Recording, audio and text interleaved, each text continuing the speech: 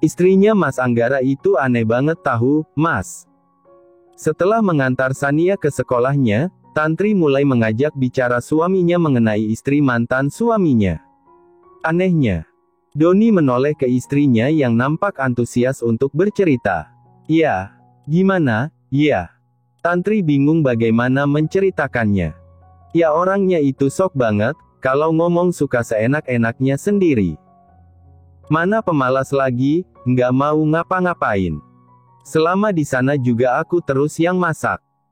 Dia enak-enakan di kamar atau kalau nggak ngelayap nggak tahu kemana. Yang herannya Mama Gayatri itu sama sekali nggak negur menantunya. Malah dibiarin aja. Kenapa ya, Mas kira-kira? Tantri mengeluarkan unek-uneknya. Mungkin dia malu kali calon istri anaknya kabur terus. Makanya dia terpaksa terima menantunya yang sekarang, meski mungkin bisa jadi dalam hatinya kurang sreg juga. Dia nggak punya pilihan lain, sayang. Doni mengutarakan pendapatnya. Bisa jadi, sih. Tantri manggut-manggut. Itu alasan yang masuk akal, sih. Tapi tetap saja ia tak suka dengan kelakuan Songong Puri. Mungkin dia jadi songong gitu karena merasa dibutuhkan kali, ya, Mas. Tantri bicara lagi. Meski usia Doni lebih muda darinya, tapi Tantri menghargai bagaimanapun pria itu adalah suaminya. Bisa jadi. Kan kata kamu dia cuma istri pengganti. Tantri memang sudah cerita sebelumnya ke suaminya itu. Kapan-kapan kita undang mereka makan malam di rumah kita, yuk, Mas. Dalam rangka apa? Tanya Doni bingung. Ya buat menjaga hubungan kekeluargaan kita aja. Ya boleh aja. Terserah kamu. Kamu nggak keberatan, kan? Enggak lah. Ngapain keberatan? Makasih, ya, Mas. Kamu memang suami paling pengertian. Tantri tersenyum bahagia. Melihat mantan mertuanya mulai menjaga jarak dengannya, Tantri mulai merasa ada yang tidak beres. Ia ingin menunjukkan bahwa dua keluarga bisa harmonis dengan pasangan masing-masing. Tantri ingin mengambil hati ibu mertuanya kembali. Meski ia belum tahu pasti alasan mertuanya berubah. Sedang dari cerita Biatik, Gayatri tidak akrab dengan menantunya. Karena Puri yang terus mengurung dirinya di dalam kamar. Apa yang terjadi? Kenapa kamu tiba-tiba pingsan? Anggara baru saja kembali dari balkon setelah menghubungi dokter keluarganya. Rupanya Puri sudah siuman, hanya wajah wanita itu semakin terlihat pucat. Aku tidak apa-apa. Puri ingin bangun, tapi ternyata tubuhnya sedang tidak baik-baik saja. Jangan sok kuat.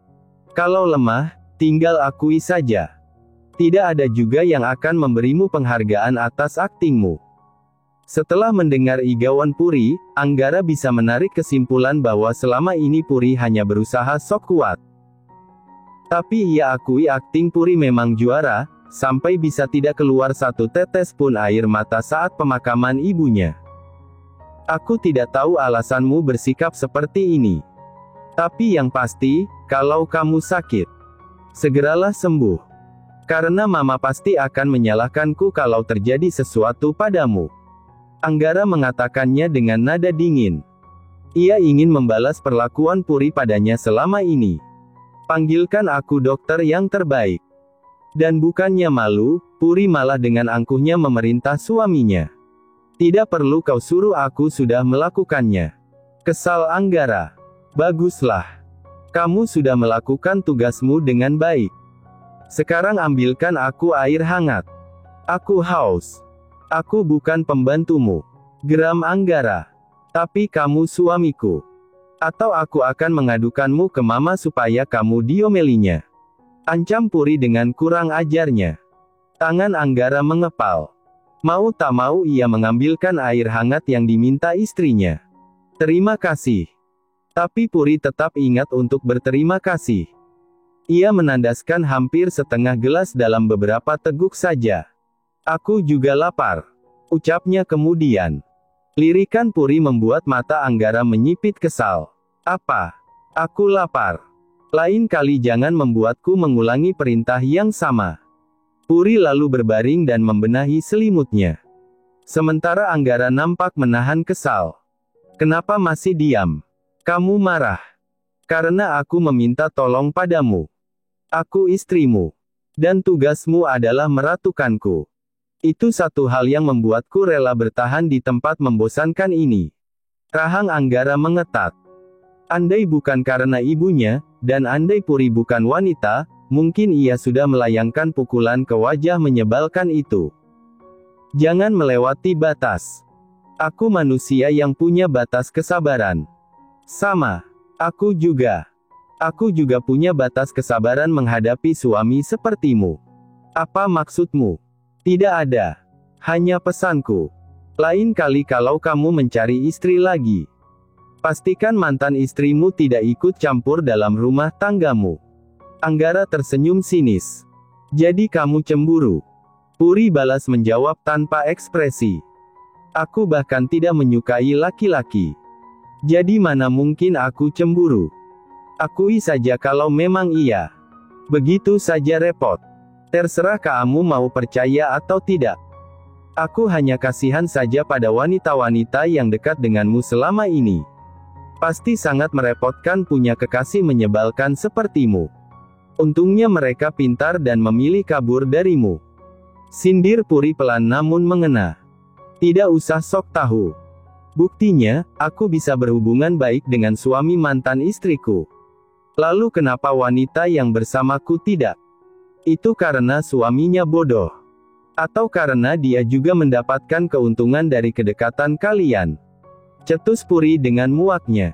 Jaga mulutmu. Kalau begitu ambilkan aku makan dan jangan mengajakku bicara.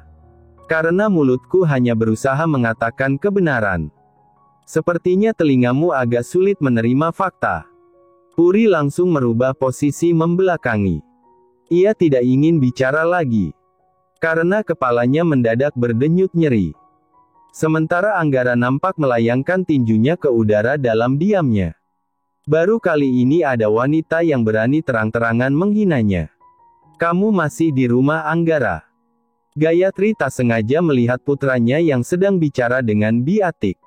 Anggara menoleh ke ibunya. Ia sedang menimbang untuk jujur atau tidak, mengingat sebentar lagi Dokter Hanung akan datang ke rumah mereka. Puri sepertinya kurang enak badan. Jadi aku menunggu Dokter Hanung datang. Puri sakit. Mata Gayatri nampak cemas. Kadang Anggara bingung mengapa ibunya bisa mengkhawatirkan orang asing yang menjadi istrinya itu. Bukannya tadi pagi dia baik-baik saja. Aku juga tidak tahu, Ma. Mungkin dia kelelahan. Aku ke atas dulu. Ya, urus istrimu dengan baik. Kalau perlu hari ini kamu tidak perlu datang ke kantor dulu. Anggara hanya mengangguk sebelum kemudian meninggalkan ibunya untuk ke kamar kembali. Sambil masih berpikir apa yang ibunya sukai dari wanita menyebalkan itu. Setibanya di kamar, Puri masih berbaring membelakangi. Anggara memilih duduk di sofa, tidak berniat mengajak istrinya itu untuk bicara. Karena hanya akan membuat emosinya memuncak saja. Padahal sedang sakit, tapi mulutnya masih saja sama tajamnya. Tak berapa lama Biatik datang membawa nampan berisi makanan. Letakkan saja di sini, Bik. Anggara meminta Biatik meletakkan makanan itu di meja kaca. Baik, Pak. Wanita itu menuruti perintah majikannya. Bibi boleh pergi, ucap Anggara kemudian. Dan wanita itu kembali menurut, masih sempat melirik istri tuannya yang terbaring di atas ranjang. Makanan sudah datang.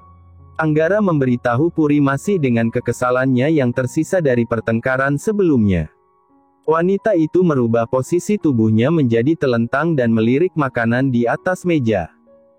Anggara malas berdebat jadi ia berinisiatif membawa makanan itu ke istrinya. Aku tidak jadi lapar. Puri bicara lebih dulu sebelum Anggara sempat mengatakan sesuatu. Maksudnya, aku tidak lapar lagi. Makanan itu untukmu saja. Puri kembali berbaring membelakangi. Sementara lagi-lagi Anggara merasa telah dipermainkan wanita jahanam ini. Tunggu saja pembalasanku nanti. Puri tahu pasti suaminya itu pasti sangat kesal padanya. Untuk kali ini, bukan kesengajaan. Biasanya ketika Puri merasa tubuhnya ada yang tidak beres atau seperti akan demam, ia akan makan yang banyak. Biasanya setelah itu tubuhnya akan enakan kembali. Paling ia hanya akan meminum obat yang ia beli di apotek. Maka setelahnya tubuhnya akan pelan-pelan fit kembali. Tapi kali ini, sepertinya ia terlambat menyadari. Selera makannya sudah terlanjur hilang. Mulutnya juga mulai pahit. Bisa dipastikan untuk 2-3 hari ke depan ia akan menjadi pesakitan yang menyedihkan. Tak berapa lama, Dokter Hanung datang saat Puri sudah lelap dalam dekapan selimut yang hangat. "Apa yang kamu lakukan sampai dia seperti ini?" tanya Dokter Hanung sembari melihat kondisi wanita pucat yang terbaring di atas ranjang. "Apa maksud pertanyaanmu?" Pertanyaan dokter muda itu menyiratkan tuduhan dan Anggara sangat sensitif mendengarnya. Tidak ibunya, sekarang kawannya pun memberikan tuduhan tak berdasar padanya. "Apa kamu sedang menstruasi?" Dokter muda itu terkekeh melihat wajah Anggara yang nampak tak terima. "Tutup mulutmu dan lakukan saja tugasmu. Aku membayarmu bukan untuk mendengar lawakanmu yang tidak lucu." Anggara masih terbawa kesal dari perdebatan dengan Puri sebelumnya. "Santai, bro. Tolong bangunkan dia. Periksa saja. Aku mengawasimu di sini. Aku takut kamu akan darah tinggi kalau memeriksanya saat dia bangun." Anggara menyorot pada mulut Puri yang sangat tajam. "Apa maksudmu? Bagaimana bisa kamu bicara seperti itu pada wanita cantik yang telah menyelamatkanmu kamu?" ejek dokter itu dengan nada canda. "Menyelamatkan apanya? Setiap hari dia selalu membuatku gila dengan ocehannya." "Wow, serius?" Sayangnya Hanung malah memasang wajah takjub yang membuat Anggara semakin kesal. "Ternyata aku keliru. Ketika pertama kali melihatnya, kupikir dia wanita yang rapuh yang akan dengan mudah kamu tindas. Ternyata sebaliknya." Hanung kembali tertawa. "Aku sangat menantikan saat-saat seperti ini datang." Anggara hampir-hampir mengumpati kawan dokternya itu. Tapi kata dari mulutnya langsung tertelan kembali ketika ia melihat Puri yang membuka matanya. "Oh, kamu sudah bangun, cantik." Hanung langsung menyapa Puri dengan keramahannya. Anggara hanya melirik dongkol dengan keganjenan teman baiknya itu. "Apa yang kamu rasakan? Pusing? Mual?" Puri berusaha untuk duduk dan mengangguk pelan. "Oke, mari kita periksa." Hanung hendak mengeluarkan stetoskopnya tapi tiba-tiba Puri menahannya. "Tidak perlu diperiksa. Berikan saja saya obat untuk demam." Tangan Hanung menggantung di atas tasnya. Ia melirik Anggara yang hanya melempar senyum sinis. Seolah sedang mengatakan, "Sudah kubilang. Jangan mengajaknya bicara. Untuk memberikanmu obat, tentu aku harus memeriksamu dulu, sayang." Bujuk Hanung masih dengan gaya tengilnya. "Berikan saja saya paracetamol," ucap Puri lagi. "Tapi suamimu bilang kamu tiba-tiba pingsan di kamar mandi. Aku hanya berusaha memastikan semua baik-baik saja untukmu. Berikan saja saya paracetamol, dokter. Saya hanya kelelahan saja." Puri masih bersikeras. Hanung kembali melirik Anggara yang hanya mengangkat bahunya dengan acuh. "Oke, baiklah. Aku akan memberimu paracetamol yang kamu pinta beserta antibiotiknya. Semoga kamu lekas sembuh. Tapi kalau dalam 3 hari demammu masih belum turun, kamu bisa minta dia menghubungiku lagi." Hanung akhirnya memilih untuk tidak memaksa pasien spesialnya itu. Ia segera meresepkan obat untuk kemudian ia berikan pada Anggara untuk ditebus ke apotik terdekat. "Semoga istrimu cepat sembuh." Hanung menepuk pundak Anggara yang sama sekali tak berniat menimpali ejekan dari kawannya itu. "Istrimu cantik." Hanung sempat-sempatnya memuji ketika Anggara mengantar dokter ganjen itu ke bawah. "Sepertinya penglihatanmu mulai bermasalah," ejek Anggara sembari melirik kacamata tebal sang dokter. "Hei, jangan salah. Dia hanya perlu sedikit dipoles saja. Maka dia akan terlihat seperti bidadari. Percayalah pada ketajaman mataku. Aku tidak pernah salah menilai seorang wanita. Terserah padamu. Cepatlah pergi. Aku muak mendengar bualanmu. Cek. Hanung berdecak lirih. Baiklah. Aku pulang. Semoga kamu cepat jatuh cinta padanya dan jangan lupa segera asah senjatamu supaya tidak karatan. Berisik. Hanung kembali tertawa. Sampai kemudian ia melihat Gayatri dengan susternya. Oh, selamat siang, Nyonya cantik. Sapanya yang selalu memanggil semua wanita dengan sebutan cantik. Aku sudah tua, Hanung. Gayatri sudah biasa dengan tingkah Hanung. Biar tua, Anda masih sangat cantik, kok, Nyonya. Bagaimana kabarnya? Sehat. Aku sehat. Yang sakit menantuku. Bagaimana kondisinya? Saya sudah meresepkan obat. Jadi saya yakin dia akan segera sehat dan memberi cucu yang banyak pada mertuanya. Canda Hanung yang sebenarnya itu ledekan untuk Anggara. Syukurlah. Sekalian tolong ajari dia untuk bersikap manis pada wanita. Sepertinya dia lupa caranya. Gayatri pun tak mau kalah menyindir putranya. Iyakah? Hanung melempar senyum puas pada Anggara yang langsung melengos. Kamu tanya saja padanya. Bagaimana istrinya mau luluh kalau dia selalu memasang wajah permusuhan seperti itu? Untungnya istrinya tidak bodoh dan mau-mau saja ditindas olehnya. Gayatri memang diam-diam memperhatikan raut wajah Anggara saat bicara dengan istrinya. Wow, saya tak menyangka dia begitu, Nyonya. Kasihan sekali istrinya yang cantik itu disia-siakan begitu saja. Kalau kamu tidak mau, bagaimana kalau kamu berikan saja padaku? Anggara melotot. Cepat pergilah. Pria itu menggeram. Tidak Puri, tidak juga Hanung, dua-duanya pintar sekali membuatnya naik darah. Nyonya aku pergi. Aku sudah diusir tuan rumah. Aduh Hanung. Astaga. Anggara langsung keluar lebih dulu untuk menebus obat di apotik terdekat. Sebenarnya ia ingin menyuruh salah satu asisten rumah tangganya. Tapi sepertinya ia sendiri saja yang melakukannya. Lama-lama ia bisa gila menghadapi kegilaan semua orang. Makan dulu baru minum obatnya. Tak berapa lama Anggara kembali. Ia juga berinisiatif membelikan puri bubur. Setidaknya ia ingin membuktikan pada orang-orang kalau bukan dia yang tidak ingin bersikap baik, tapi Puri sendiri yang memang tak mau melihat usahanya untuk bersikap baik. Mendengar suara suaminya, Puri perlahan membuka matanya. Karena sebenarnya ia memang tidak bisa tidur. Tubuhnya terasa sakit dari ujung ke ujung hingga membuatnya sulit untuk lelap. Puri melirik mangkuk bubur di atas nakas. Ia tak langsung mengambilnya karena tiba-tiba kepalanya berdenyut nyeri yang luar biasa. Sakit ini mengingatkannya pada waktu dulu. Setelah kejadian menjijikkan itu, ia juga sakit seperti ini. Namun dulu ada ibu yang merawatnya, memeluknya dan menenangkannya. Tenang, nak. Sembuh, ya, sayang. Ada ibu. Kamu kuat, kamu pasti kuat. Jangan pernah bilang kamu kehilangan masa depan. Tidak, nak. Ibu janji akan selamanya menemani kamu. Tiba-tiba Puri tergugu ketika mengingat lagi kata-kata ibunya dan kenyataan bahwa ibunya tak lagi di sisinya. Saat ia bertemu lagi dengan bajingan itu, ia dalam keadaan sendirian. Sebenarnya Puri sangat tidak suka terlihat lemah. Tapi setelah bertemu sumber traumanya, rasanya kebencian itu semakin memuncak hingga rasanya ingin meledak. Ia tidak tahu harus melakukan apa untuk mengurangi sakit dan penderitaan yang ia rasakan selama ini.